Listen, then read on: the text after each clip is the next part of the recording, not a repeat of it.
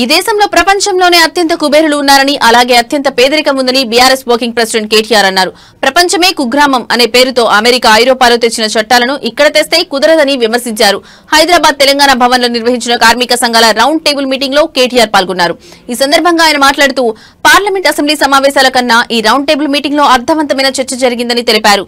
ఈ రోజు రాజ్యాంగ నిర్మాత డాక్టర్ బిఆర్ అంబేద్కర్ గారి వర్ధంతి. ఆయన రాసిన రాజ్యాంగం వల్లే తెలంగాణ వచ్చిందన్నారు. ఆ మహనీయుడు అంబేద్కర్ గారికి ఘనంగా నివాళులర్పించమన్నారు. ఒకసారి మనం గుర్తు తెచ్చుకుంటే వెనక్కి తిరిగి తప్పకుండా మనం ఇవాళ కొన్ని నిర్ణయాలు తీసుకోవాల్సిన బాధ్యత ప్రధాన ప్రతిపక్షంగా మన మీద ఉన్నది.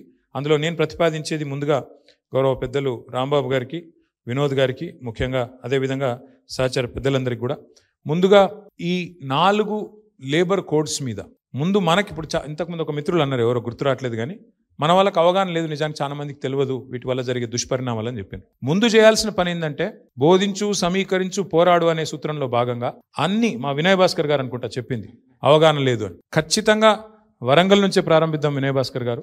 అన్ని జిల్లా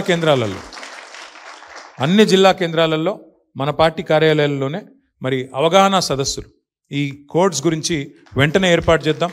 వినోద్ గారితో నా రిక్వెస్ట్, మీరు రాంబాబు గారు కూర్చొని మల్లారెడ్డి గారి డేట్ తీసుకోండి, శ్రీనివాస్ గౌడ్ గారి డేట్ తీసుకోండి, వినయ్ భాస్కర్ గారు ముందు పాత 10 జిల్లాలు ఏవైతున్నాయో ఫస్ట్ పాత 10 జిల్లాలు కవర్ చేద్దాం.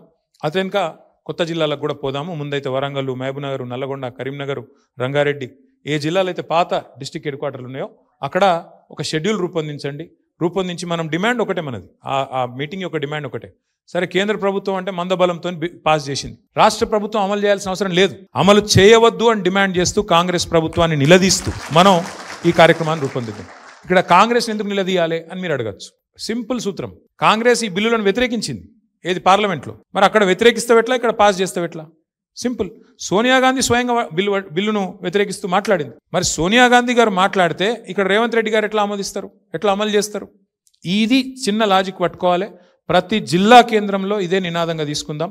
ఖచ్చితంగా రాష్ట్రం ఒకసారి తెలంగాణలో విజయం సాధించినాం అనుకోండి, తెలంగాణలో విజయం సాధిస్తే ఆటోమేటిక్గా ఇది వేరే వాళ్ళకి స్ఫూర్తి అవుతుంది.